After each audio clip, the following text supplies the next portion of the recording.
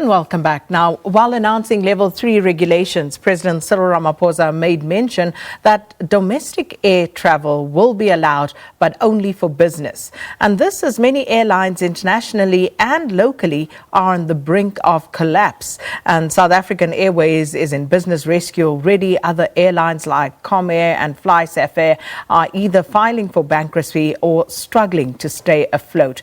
Now, the Chief Executive Officer of FlySafair, Elmar Conradie, has said he isn't sure if the airline will make it out of this lockdown. And he joins us now to tell us a little bit more. Elmar, thanks so much for your time. Welcome to Morning Live.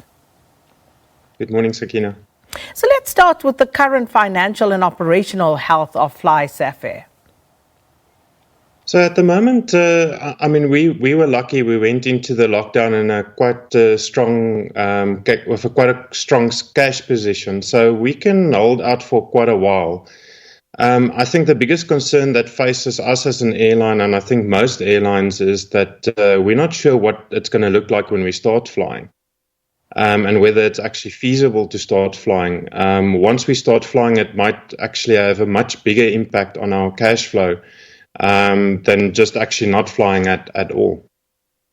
So please explain that to us, because of course the president announced that flying would be open, and of course this is going to be phased in like so many other sectors, and business flights will be allowed first. So explain to us, when you say it might be more expensive, how exactly is this likely to impact your operations? So we don't have much more information than the general public in terms of the president's announcement that non-recreational travel will be allowed from specific dates. That was the announcement. So aviation is highly regulated, and what we are waiting for is the regulations that pertain to that type of operations. What does it mean? Who is allowed to travel? When are we allowed to travel? To which cities are we allowed to travel? So we basically just don't have enough information at this stage. The reason why it's questionable on whether it's feasible is if there's so many restrictions on who can fly, it really dampens the demand for flights. You might just have too little people that actually qualify for these under these regulations to fly. And then if there's too little people to fly, then would we be able to cover the cost of that flight if we only have, say, 30 or 40 people that wants to fly for whatever these business reasons or approved reasons are down to Cape Town? So without some kind of support maybe from government where they reduce the costs of those flights, because we normally need to fill a flight quite, we talk about a load factor, how full the aeroplane is. We need to fill that aeroplane to at least about 85% before we start making money. So without some kind of assistance from government, we don't know how it can be feasible just to fly for business people. So, Elmar, I would imagine that you would have worked on various scenarios. As you say, you need to be allowed to carry about 85% capacity to make any sort of money. And then you have made this call to government to assist not just you, but all private airlines as well. So explain to us, what sort of assistance would you need as FlySafair when you look at the numbers on your table? So I think there's many businesses in South Africa that would love to get some kind of financial assistance. What we're saying is we don't want direct financial assistance, because I think if government gives direct financial assistance to one business, where does it end? Then everybody wants direct financial assistance. What makes aviation interesting is that quite a large proportion of our direct costs are actually taxes. In the region of 30% of our direct operating costs, or 20% of your ticket price, is actually fees that goes to government entities. All essential services that must be provided, and they should be paid for those services. But what we're saying is government entities are best placed to actually fund this recovery out of Corona. They'll be able to raise funds on the back of government guarantees, whereas the private sector find it very difficult to raise funding. So we're suggesting that government should look into reducing those government taxes and fees that's charged to the airlines. To what degree, though, have you been able to crunch the numbers to that extent, Elmar? You know what? At this stage, we will be happy with anything that they give us. All the airlines are facing such an uncertain future, and I think all the airlines are at this stage grateful for every little incremental bit of cash flow that they can generate. Anything that makes it a bit easier to make it viable and sustainable in the future. Failing which, what would your prospects be if government didn't come to the party with regard to those requests? So if we don't get any assistance, we'll have to be a lot more circumspect and a lot more conservative in terms of when we start flying. Because like I mentioned before, what we don't want to cause is that we actually lose more money once we start flying. And that will be a pity, because I think worldwide it's accepted that aviation as a transport function is critical for the economy to recover. You need the connectivity between your big metros. You need that to drive trade between cities and between regional areas and internationally. So it will take longer for the economy to recover if the airlines don't start flying quickly as soon as possible. Now, Elmar, what is the position regarding staffing matters at FlySafair?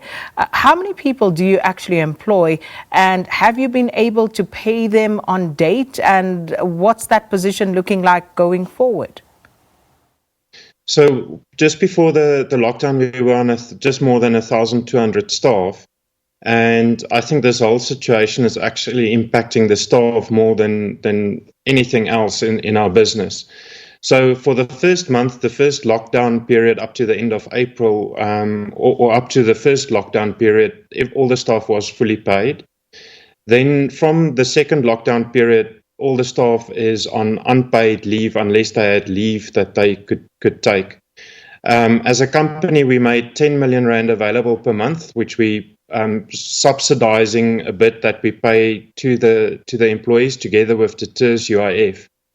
So it means that especially the lower end earners earn about 80% of their salary, but some of the higher end earners are taking up to a 75% cut of their salary at this stage.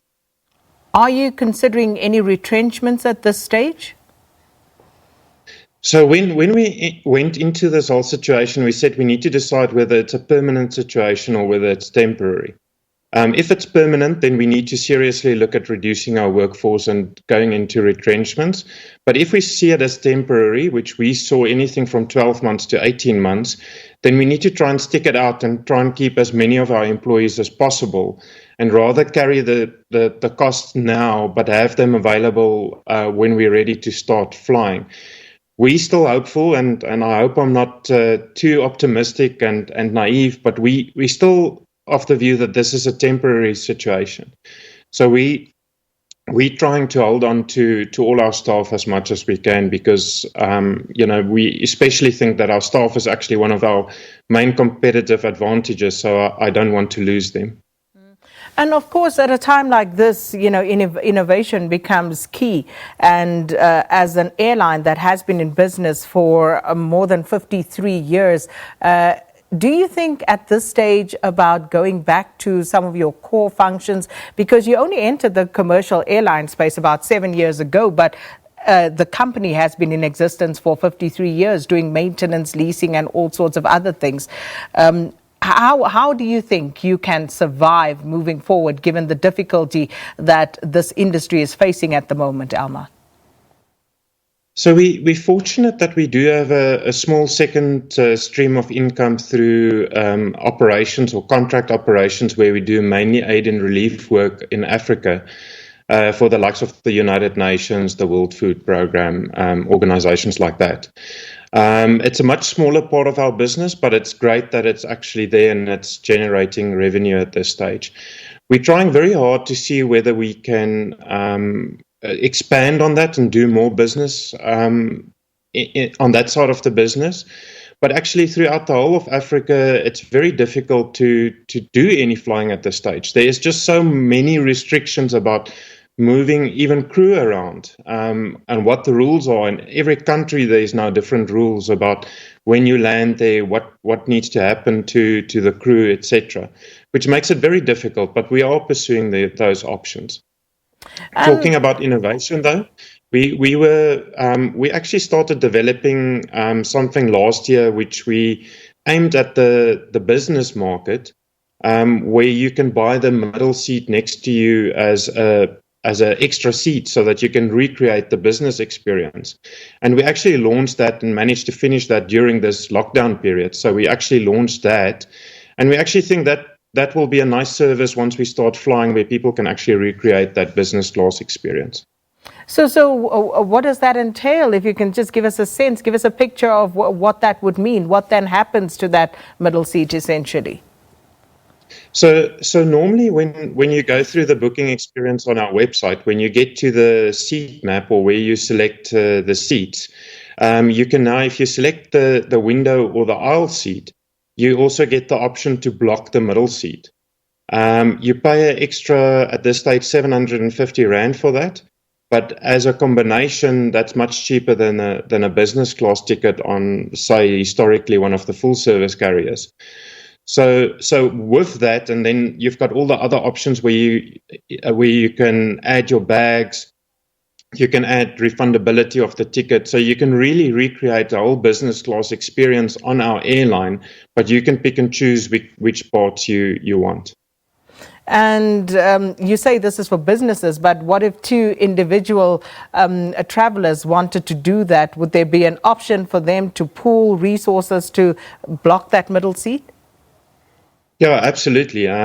We are a family of 5, and it's also aimed at families where you would like to keep that seat open and not have somebody maybe sit next to you, one of your children, or anything, or for any reason where you want a little bit of more space or a little bit more privacy than you would normally want with just one seat. And I would imagine now with, Corona, everybody would be thinking about social distancing and keeping that space. But Elmar, what about those who may have bought a ticket in advance before the lockdown? Are they getting a refund? How are you dealing with those matters?